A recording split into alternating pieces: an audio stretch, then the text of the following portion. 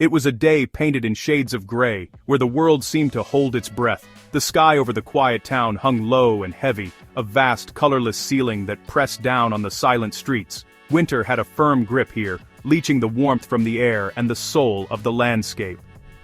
A small river, a silver ribbon through the muted landscape, was beginning to surrender to winter. Its surface was veiled with a treacherous skin of new ice, but beneath that fragile crust, the dark water still moved with a hidden, relentless energy. People walked along the banks, heads bowed against the biting wind, breath pluming in the frigid air. The silence was deep and settled, the kind that precedes a storm, or a sudden sharp cry. Against this stark backdrop, a little girl named Emma, 6 years old, was a defiant spark of color in the monochrome scene. Wrapped in a bright red puffer coat, she was a walking berry in a world of ash. Her long, straw-colored hair escaped her hat. A small, whimsical backpack rode her shoulders, a testament to a world far removed from the day's gloom. Her mother's voice called her name, a fragile sound carried for a moment and then stolen by the wind, dissolving into the vast, indifferent silence before it could reach her. Lost in her small, intricate world, Emma traced patterns on the frosty ground, her universe the few feet between path and water. The world can pivot on a single, misplaced step. Her small boot slipped on unseen black ice. There was no time to react, only a sudden loss of balance. Momentum, now a hostile force, carried her forward, a stumbling dance that ended at the river's edge. Her foot didn't just touch the ice, it shattered it. A sharp, violent crack in the stillness. She plunged into the shockingly cold water, a trap that had been waiting. The cold was a physical blow, stealing the air from her lungs in a silent gasp. The river grabbed her waterlogged red coat, its weight becoming an anchor, pulling her down. Her legs thrashed wildly, finding no purchase. In a terrifying heartbeat, she was dragged completely under the ice.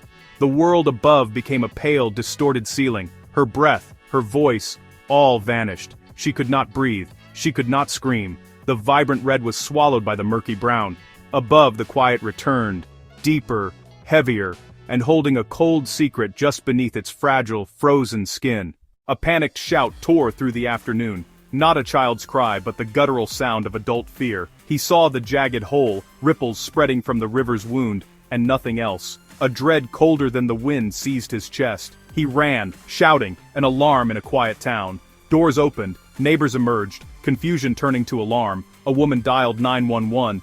"A child fell through the ice!" she yelled, precise and urgent. Calm questions felt maddeningly slow. "Where? How long?" The mother whispered the address, her voice small against the enormity. Seconds ticked by, each heavy as stone. The world held its breath. A small backpack bobbed at the edge, then lay wet on the bank, a heartbreaking testament. The mother knelt, as if in prayer, watching the water that had stolen her child. The wind carried the rising wail of sirens, promise and confirmation. The river remained impassive, currents silent beneath. The cold seeped into bones, a physical echo of dread.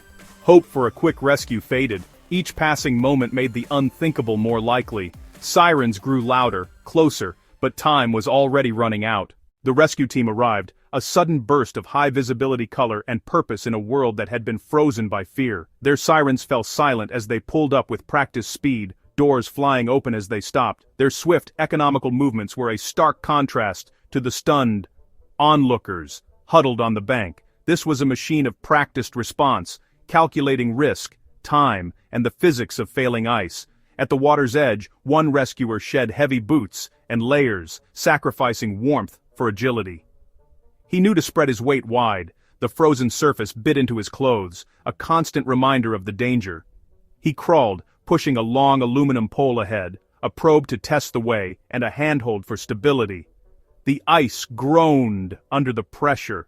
New fractures spidered out with a sickening sound across the silent landscape. Icy water lapped at the pole as he swept it back and forth in the dark void, feeling for resistance. He could see nothing. Plan B was in motion. The team's diver took position as another secured a safety rope, his lifeline to the world above. He moved low and deliberate across the treacherous surface as the wind attacked any exposed skin. At the edge of the hole, he peered into the inky darkness. His helmet light cut a useless cone into the murky water, his vision obscured. Taking a final breath, he plunged his arms in. The shock was a physical blow, brutal and absolute, stealing his breath. He fought his body's instinct to recoil, pushing past the searing pain, sweeping blindly for anything solid. For a terrifying moment, his gloved hands found only soft mud and the featureless pull of the current. Hope began to fade. In the black water, the seconds stretched into an eternity. Then, contact. Not mud, but the unmistakable texture of fabric. He adjusted his grip, numb fingers closing around a small arm. He held tight, signaled to the surface, and began to pull. The pull was heavy, a dead weight resisting his efforts. There was no fight, just the inert weight of the child. He braced on the treacherous ice as his partner took up the slack, their movements perfectly synchronized. First came the red coat, a shocking splash of color against the monochrome world of ice and snow. Then her face emerged, pale, waxy blue, eyes half open, vacant, her straw-colored hair a ghostly halo. The race against the clock was over. Activity erupted. Her mother rushed forward, neighbors made space, blankets wrapped Emma's small, cold form. The ambulance doors opened on a bright, otherworldly interior, a sterile haven against the raw winter landscape.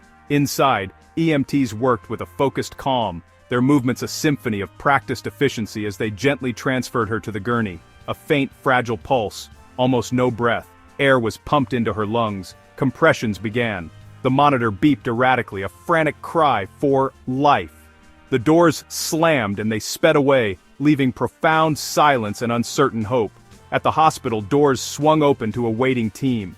Doctors and nurses in green and blue stood poised, a focused army ready for battle. They moved with practiced efficiency, voices low and steady as vitals and instructions were called out. Then, the most delicate phase began, rewarming.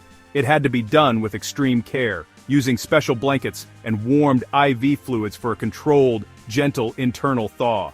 The cold that preserved her had also made her body exquisitely fragile. Rewarming too quickly could trigger rewarming shock, a catastrophic drop in blood pressure. The process carried as much peril as it did promise. The monitor's faint wavering line held every eye. Each fractional increase in temperature was a victory as they coaxed life back from the very edge. The story could have ended in the ER. But it didn't. The cold that threatened her also protected her. It's a paradox rooted in biology. The shock of the icy water triggered a primitive survival mechanism, the mammalian diving reflex. Her heart rate plummeted, shunting precious oxygenated blood to preserve her vital core, her heart and brain. As her core temperature dropped, her metabolism crawled to a near standstill, putting her brain into a state of suspended animation where it demanded far less oxygen. This slowdown reduced the risk of irreversible damage at normal temperatures. The ice that trapped her also bought time, a crucial frozen window.